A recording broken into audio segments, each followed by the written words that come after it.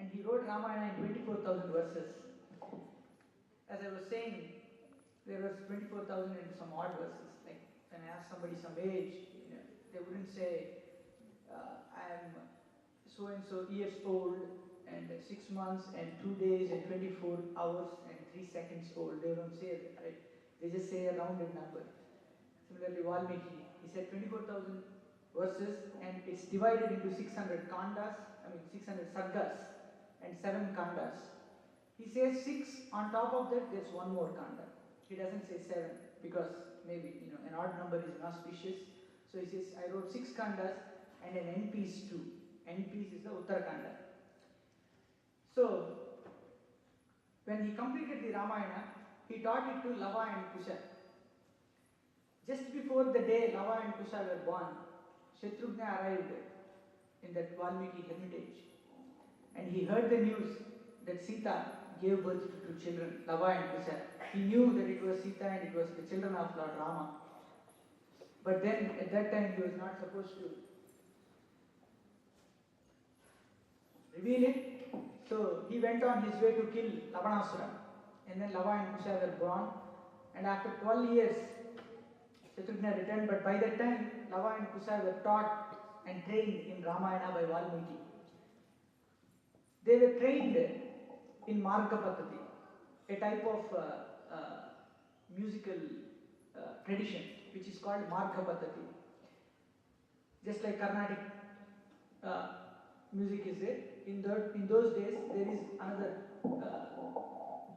even more divine musical form that was called Marga Paddhati. So they were taught, both Lava and Kusha were taught in 2 forms of music, Marga Paddhati, and also wherever when they had to recite Ramayana in villages, they had a folklore kind of musical tradition too. So they were taught in both these music. So Lava and Kusha started to sing Ramayana in front of the sages who were assembled in Valmiki's ashrama at that time.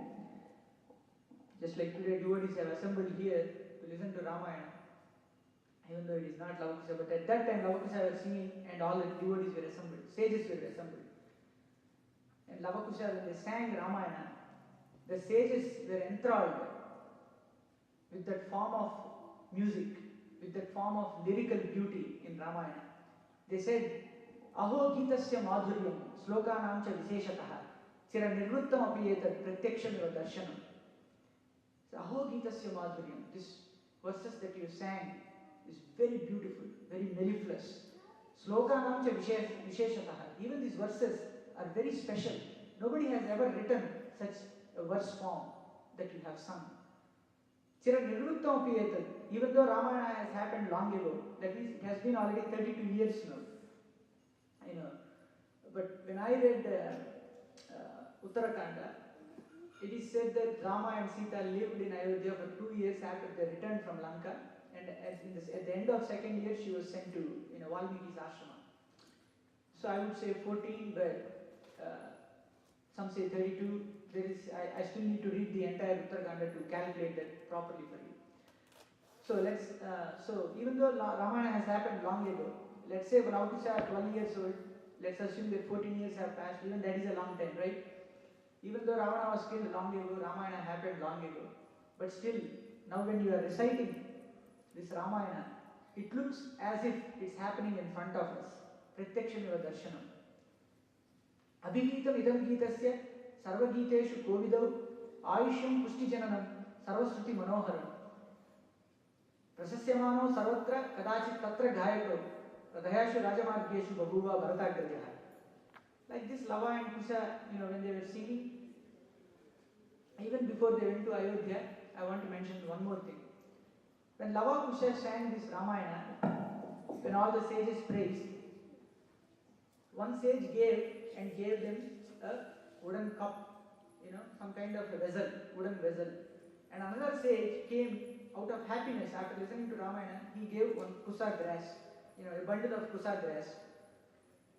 Another sage came and he gave a kaupina, an undergarment. Another sage came and gave some yajna vessel. Another sage came and he gave manjusha grass. Like that, so many sages, they gifted so many items out of love and affection. And some sages, when they didn't have anything to give, they just gave their blessings. It was amazing. So all the sages, they blessed Lava and Kusha, kissed them on their forehead. They blessed them, they all did all the Swasti Vachakas. And then they sent them to Ayodhya. In Ayodhya, when Lava and Kusha sang, that's when this sloka comes. Abhigitam idam gitasya sarva giteshu kovido. This Ramayana is the foremost of all the verses or songs written ever. Abhigitam idam gitasya sarva giteshu kovido. Ayushyam pushti jananam sarvaswati manoharam. If you listen to this, your age, your longevity, your lifespan will increase. And Sarvaswati Manoharam, it's the best among all the Vedas, Sarvaswati Manoharam. Prasasyamano Sarvatra, and these two singers, Lava and Kusha, Prasasyamano Sarvatra, they were praised everywhere. Wherever they sang, they were praised everywhere. Kadachit Tatra Gayako. Radhayashu Rajamargeshu Babuva Bharatagraja. When they were singing thus on the streets on the royal highways of Ayodhya, who saw them? Bharatagraja saw. The elder brother of Bharata saw these two brothers, Lava and Kusha. When this is the first time Rama is introduced into Ramayana, and he is introduced as Bharatagraja, Bharata's brother, elder brother of Bharata. That is why when we read Ramayana, our approach should be through Bharata towards Rama. Bharata is an embodiment of devotion. We'll see that in later. So, Rama saw them. Rama took both the children and then asked them to sing Ramayana in front of Shatrughna, Bharata and all the assembled courtiers. He told to Lakshmana, Shatrughna, Bharata, come here, listen to these two children. How beautifully they are singing. Even though they look like Muni Balakas, but you see the royal symbols in their bodily appearance. They look like royal saints. So when Rama said that, all the people in the court, they assembled, they sat down, and they asked Lava and Kusha to sing. Lava and Kusha started to sing Ramayana. Rama also sat in his throne and he said, this is Sitaya's Charitam Mahat. This is Sita's story, not mine. Rama says that. This is Sita's story, please listen to it. And Rama also joined the crowd and he started, with tearful eyes, he also listened to the entire Ramayana. So Lava and Kusha started reciting Ramayana. There once lived Ikshvaku dynasty, which is glorious, which is famous in the world. And in that Ikshvaku dynasty, this Ramayana story has happened. And it's a beautiful story. Thus, they started reciting Ramayana. So Ayodhya, they start with explaining the kingdom of Ayodhya. When Ramayana happened? Ramayana happened 17 million years ago. In the 24th Mahayuga. This is the 28th Mahayuga. So it's not in the Treta Yuga that happened, before this Dwapara Yuga, but it happened 3 cycles before. So Ramayana is a very ancient pastime of the Lord. So 17 million years ago, Ramayana has happened. So at that time, Ayodhya city, how it was, Lavakusha are explaining. This city of Ayodhya was built by Manu, the earliest ruler of mankind, the progenitor of mankind. And the city of Ayodhya is full of bastions, fort walls, moats, many kind of fortifications, and many machinery and weaponry are there in Ayodhya. True to its name, it is Ayodhya. Nobody can defeat it. Ayodhya means it cannot be vanquished in war. That which cannot be vanquished in war is called Ayodhya. So, this city of Ayodhya is full of forts and fortifications and moats. And also there are many kind of weaponry and machinery. And the people of Ayodhya are very virtuous. Nobody is lustful, nobody is greedy, nobody is untruthful, nobody is unvirtuous. Everybody is very good in that city. They never hunted, they never did any kind of cruel things, but at the same time they controlled all the forest beasts with their valor and chivalry and with their skill and dexterousness in using the bow and arrow. Those are the people of Ayodhya. And families, there were big families. Families means not just a wife and a husband. A wife, husband, his brothers, the wife's brothers, sisters, the wife's parents, the boy's parents, their children, grandchildren, like that, it's a big family. Like that, families lived in Ayodhya. And Ayodhya was built in such a way that there was no space left out. There was not even an atom of place that was wasted. It was very well organized, rectangular blocks in rectangular shapes. It was a very built out array of houses. So beautiful was Ayodhya. So what's happening in this Ayodhya? There is a king named Dasaratha. It's a big lineage. I don't know, some of you might not stay for the entire Ramayana until it comes in Sita Rama Kalyanam, but I will just tell you, just give a brief idea. So Dasaratha was the 40th king almost in the Ikshvaku dynasty. From Avyakta Brahman, Brahma, Marichi, Kasyapa, Vivaswan, Manu, Ikshvaku, Kukshi, Vikukshi, Bana, Anaranya, Pritu, Trishanku, Dundumara, Yavanashva, Susandhi, Mandhata, Susandhi, Dhruvasandhi, Prasenajit, Bharata, Asita, Sagara, Dilipa, Bhagirada, Kakutsta, Raghu, Pravurdha, Sudarshana, Shankaru, Sigragu, Maru, Prashishruka, Nahusha, Ambarisha, Nabhaga, Aja, Dasaratha, Rama Lakshmana Bharat Shatrugna. So he has arrived at the right time. So Aja, Rama Lakshmana Bharat Shatrugna. So this is the lineage of Ikshvaku. So Dasaratha is, almost the 40th king or something, So he was ruling the kingdom of Ayodhya. And he had a desire. He was like Indra ruling the heavens. He was almost like Indra ruling the heavens, even more than Indra. So he was ruling Ayodhya. The entire world, planet was under his control. He is the Chakravarti. Chakravarti Kule Jataha. But he had no children. That was his worry. So he called up his minister, Sumatra, and also his priest. There were 8 ministers to Dasaratha. Rashtravardhana, Akopa, Dharmapala, Ashoka, and Sumantra, and there were some other ministers. And similarly, royal priests also. Vasishta, Vamadeva, Suyajna, Jabali, Kashyapa, Katyayana, Gautama, Markandeya, Dirghayu. Like that, there were so many religious priests and many ministers. So Dasaratha was ruling with the help of these ministers. And he once called Sumantra, his favorite minister, the foremost of the ministers, and said, I want to have a child. Without children, my life is not complete. When Dasaratha said that, Sumantra told to Dasaratha that, why to worry, my dear king? I have earlier heard from Sanat Kumara that you will get Vishnu as your son. He will expand himself into 4 sons of yours. Why don't you call Rishasringa Mahamuni here and perform the Putrakamishti Yaga?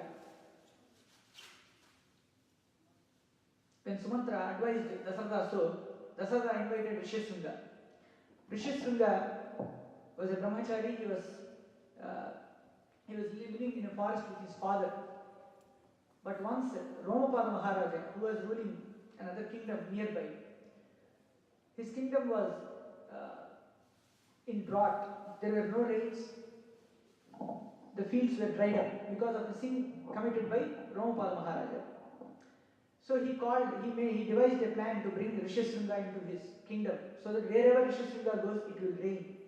Probably it might be in Seattle now, I don't know. But wherever he is, it will rain always. So Rishasringa was enticed into the kingdom by, some courtesans. They went, royal dancers, they attracted him, they welcomed him to the Romapal Maharaja's court. So as and when he came, there were rains, and then Romapal Maharaja gave Shanta, his daughter, to Rishasringa and got him married, and he made him son-in-law. Shanta, some say that she is the daughter of Dasaratha, but have been adopted by Romapala Maharaja. She is a sister of Ramachandra, that's what they say. But I have not read it in Ramayana, but there is a legend like that. So, when Rishasringa he came to Romapala Maharaja's kingdom and got married to his daughter. And since then he has been living there. Why don't you call Rishasringa here? Romapala Maharaj is your friend. Why don't you go get your son-in-law? And his son-in-law is like your son-in-law. Bring him here and ask him to conduct Putrakameshti Yaga and beget sons. When he said like that, Dasarada promptly welcomed Rishasringa. Rishasringa came to Ayodhya, and the festivities of Aswamedha Yaga began. So Aswamedha Yaga is a big enterprise. So a horse which is 24 years old, which is white in color, it should be a white stallion. It should be between 24 and 100 years old. The horse should be above 24 years and less than 100 years old. And it should be a white stallion. So they bought that kind of a horse, and then they bathed it, and then they sent it to other kingdoms. Aswamedha Yaga goes like this. Wherever that horse goes, the king's army follows it in battalions. And whoever challenges the freedom of that horse, that king will be vanquished, and that kingdom will be assailed. Like that, the horse goes 1 year wherever it wants, it wanders all over the planet. And the king who conducts that yajna will go on defeating all the kingdoms, and then the horse will be brought back. And in the sacrifice, the horse, this is the testimony to the Vedas. When they study the Vedas, the horse casts off its body and then it goes to heavens. So that's how Aswamedha Yaga is performed. So the horse was bought and it was left, and 1 year has passed, and again in the Chaitra Masa the horse came back. So when the horse came back in Chaitra Masa, they left it in Chaitra Masa, and then after 12 months it came back again. It came back in Chaitra Masa.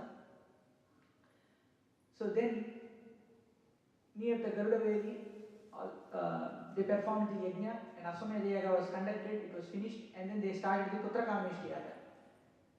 Rishasringa Mahamuni started conducting Putrakameshti Yaga.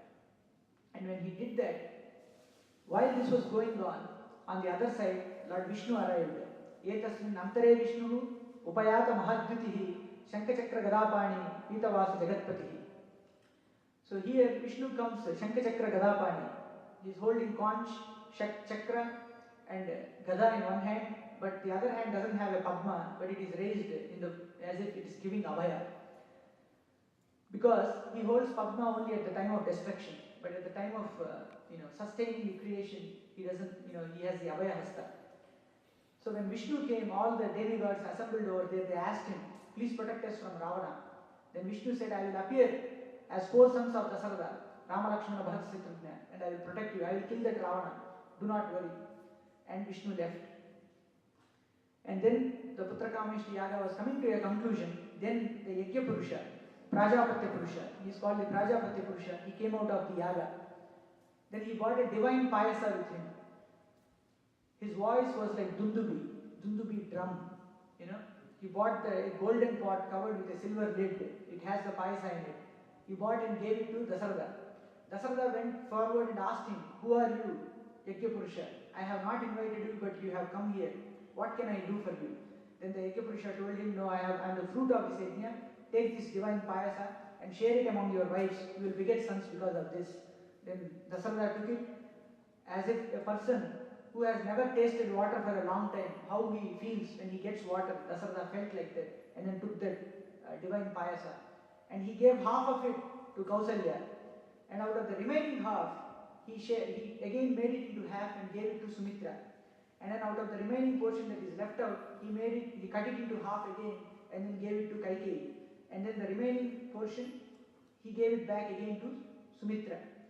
So that's how Sumitra gets 2 sons, Kaikeyi gets 1 son, and Kausalya gets 1 son.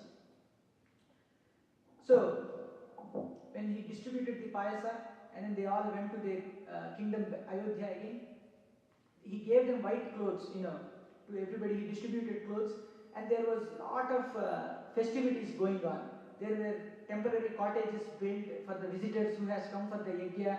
There were so many kings, and the rice was distributed a lot, and the food was being given. There is a sloka, Vruddhascha, Vyaditascha, Striyastataiva Balascha, Anisham Bhujyamananam Natrupti Upalabhyate. Women, children, even the diseased persons, the sick persons, and the old people, everybody was given food. And they were eating so much, and they were still thinking that even after eating so much, we are not yet satisfied. Dasarada's food is so tasty, they blessed Dasarada. And then the festivities finished, and Dasarada also bade farewell to all of the kings assembled there. And then 1 year passed again.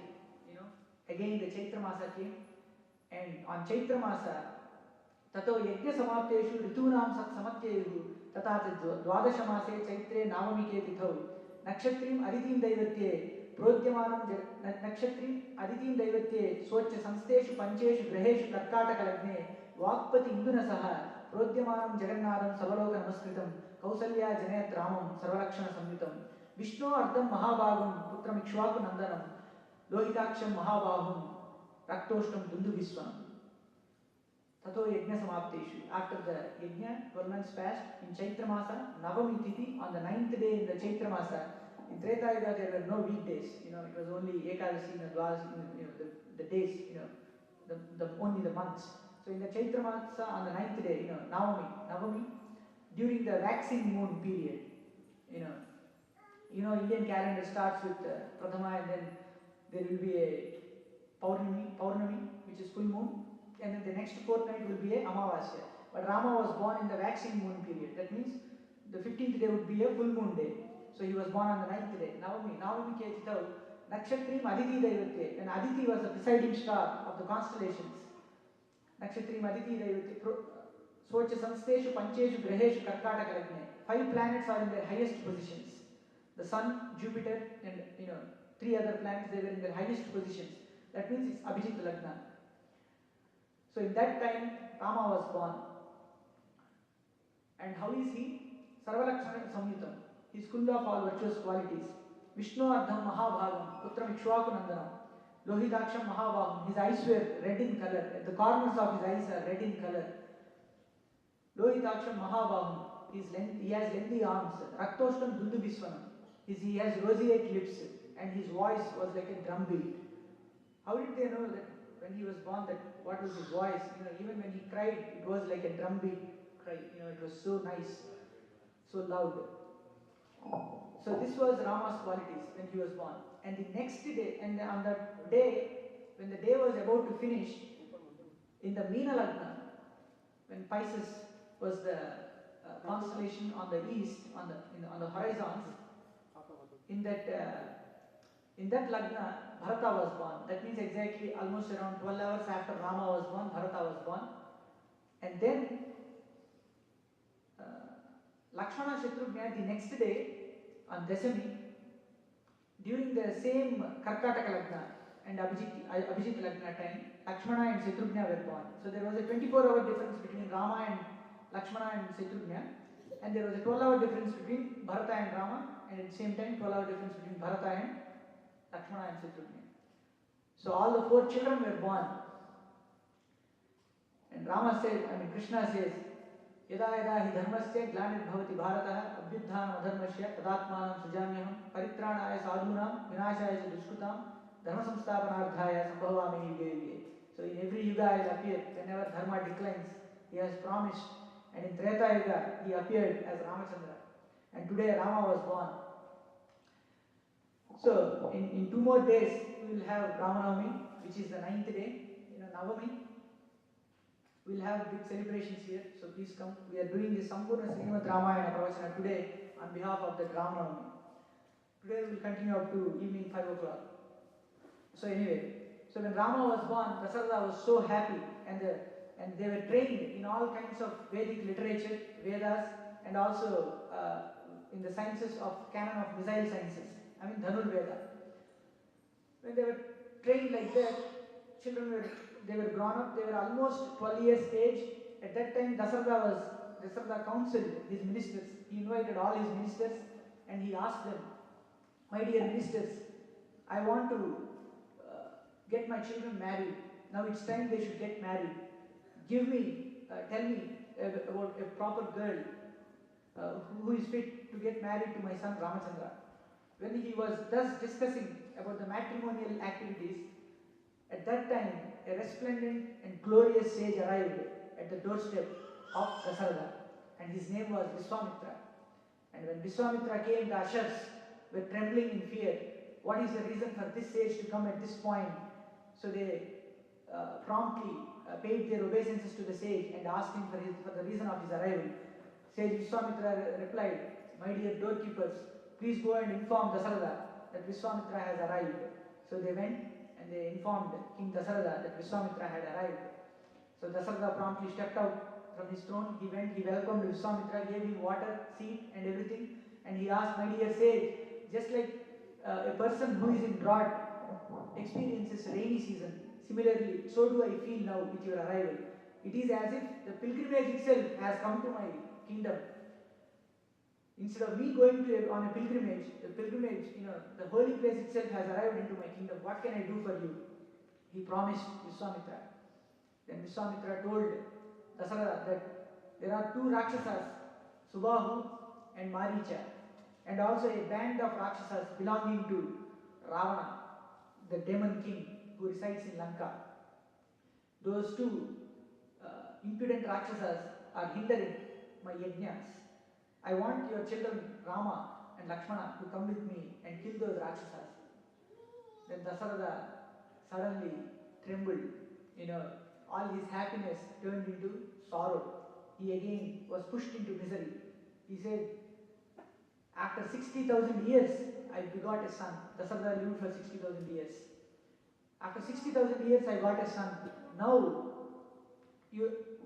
that son is being taken away from me by this Vishwamitra. That son is being taken away from me by Vishwamitra. How can I part from my son Rama?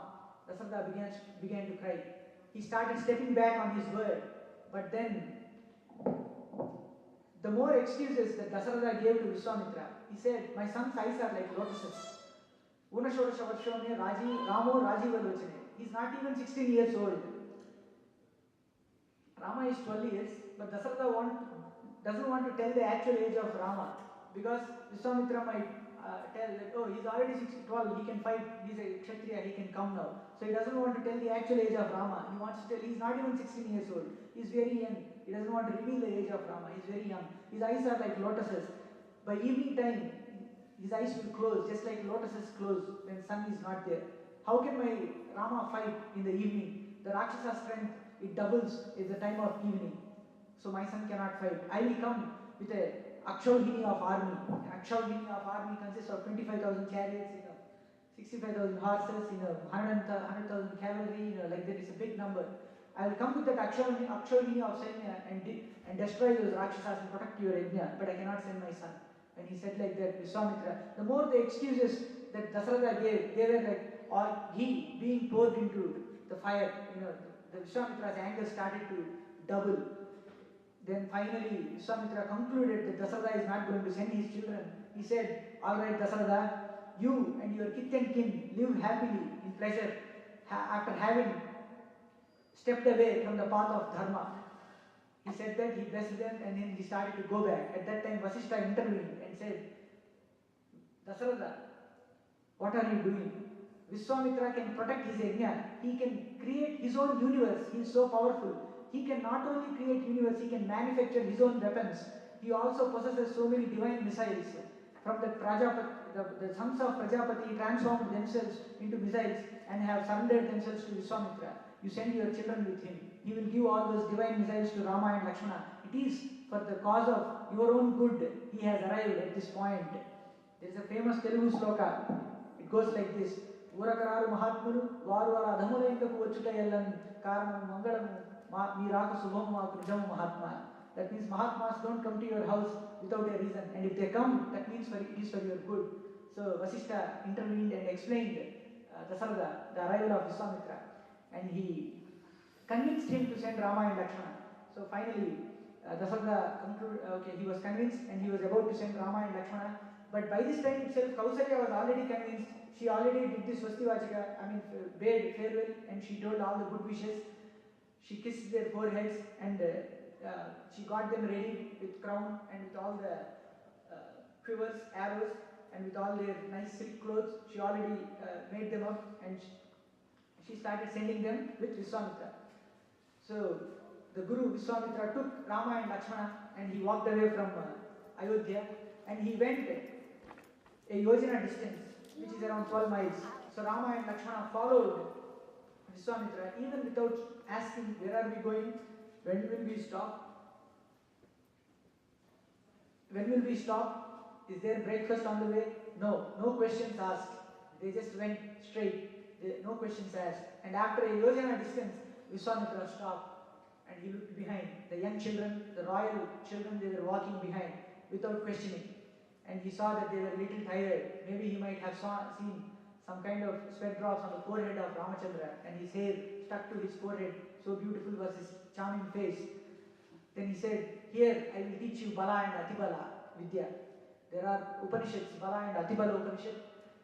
If you get this knowledge of Bala and Atibala, you will never feel hungry, nor will you be tired. So he said that, and he donated that Vidya to both of them. First he gave it to Ramachandra, and then Ramachandra gave it to Lakshmana. So when that was taught, again he took them. They arrived near another river. It was evening time. So Vishwamitra arranged, darba grass as a bed for Rama and Lakshmana.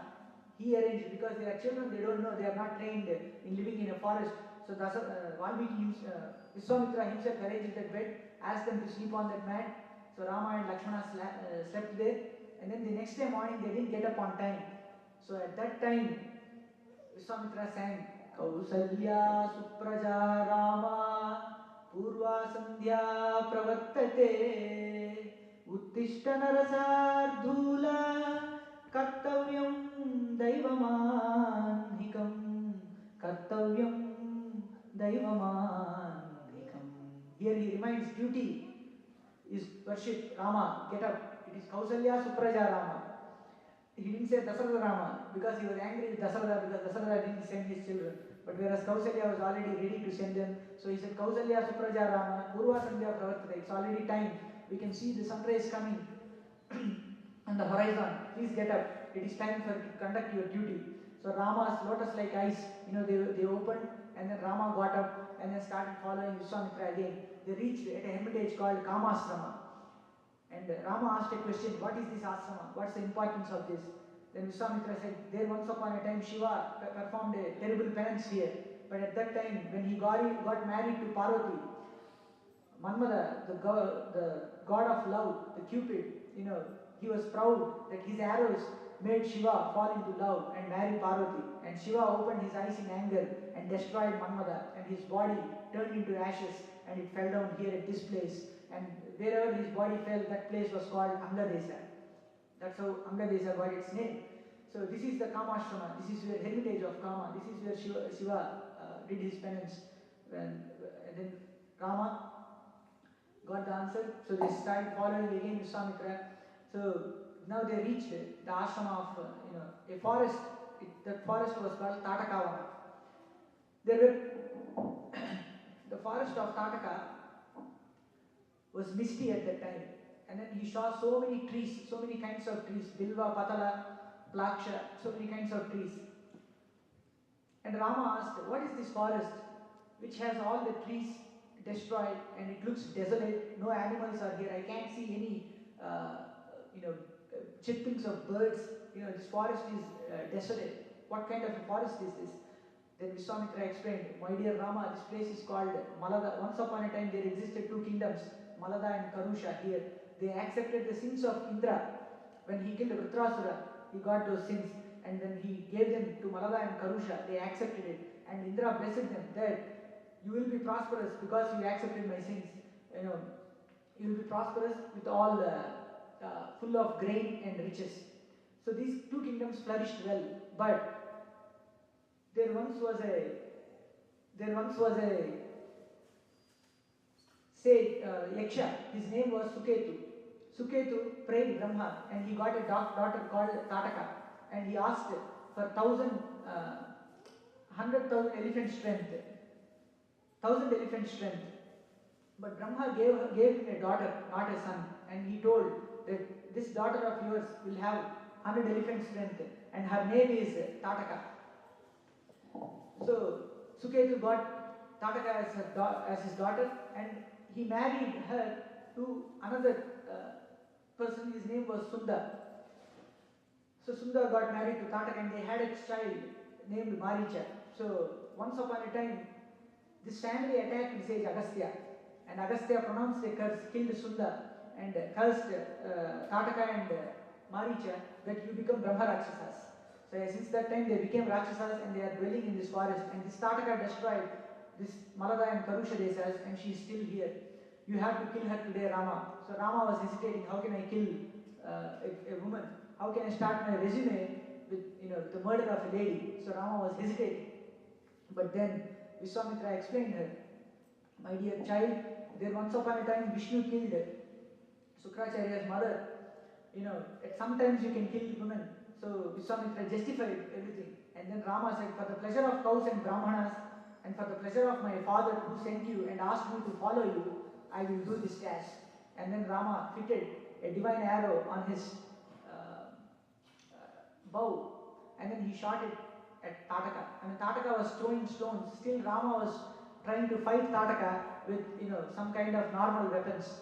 But then finally Vishwamitra said, enough of your compassion, Rama, kill Tataka. Finally Rama shot that fatal arrow, and then Tataka was delivered at that time. When Tataka died, Vishwamitra felt really happy, and then he took Rama and Lakshmana to the hermitage of Vamana or Siddhasana. Vishwamitra's asana was called Siddhasana. There Rama and Lakshmana protected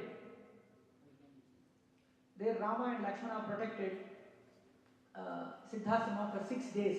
On the 6th day night, the flock of Rakshasas started to advance towards Vishwamitra's asana.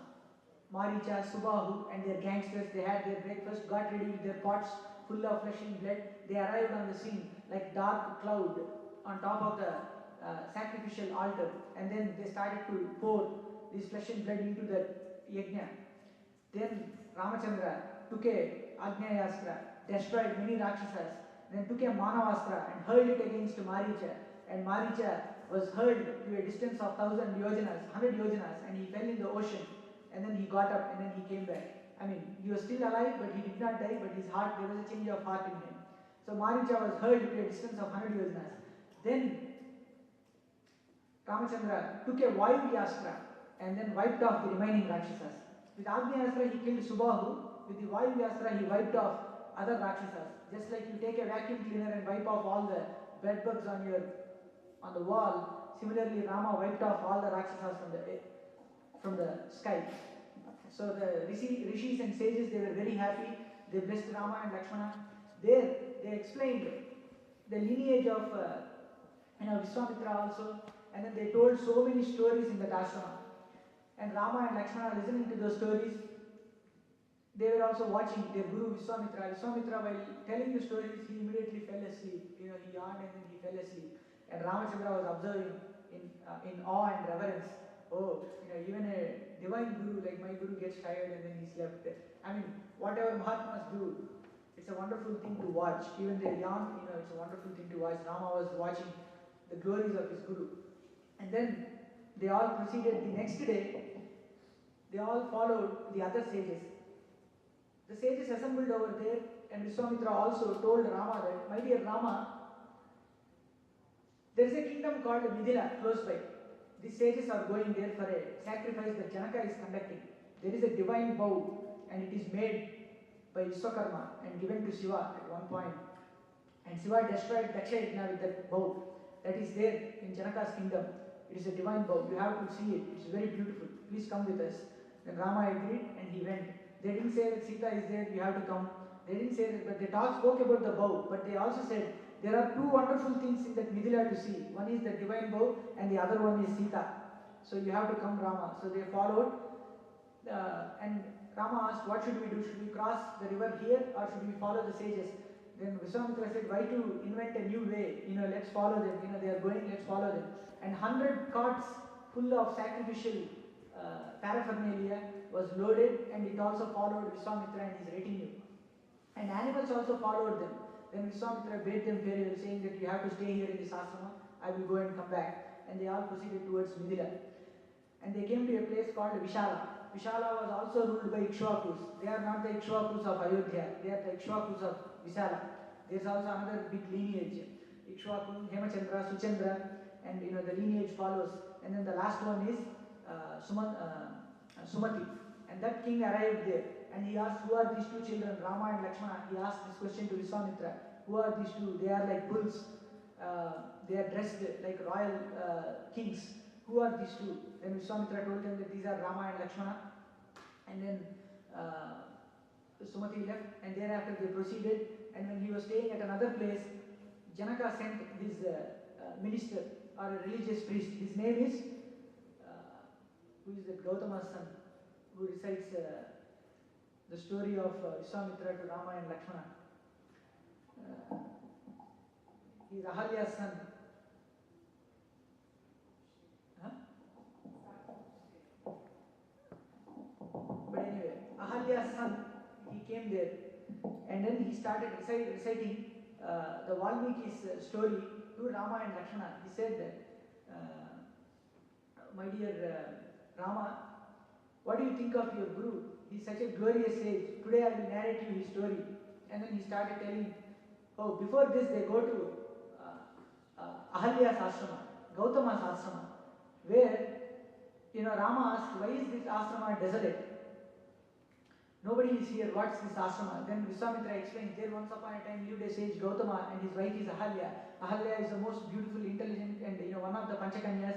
She's the most beautiful woman. She was married to Gautama. But then Indra, in order to bring down Gautama's power of penance, he devised a plan. So he came and he dressed himself as he disguised himself as sage Gautama, and he entered the ashrama of Ahalya. And then Ahalya, even though she knew that it was Indra, but vain of her beauty and thinking that the lord of the demigods himself arrived to her place, she yielded to the ignominious desire. But then when the heinous crime was committed, Indra was rushing away. But then unfortunately he bumped into the sage Gautama. Clad in wet garments, radiating spiritual luster, Gautama stood there, and pretense was all hopeless before that all-seeing wisdom.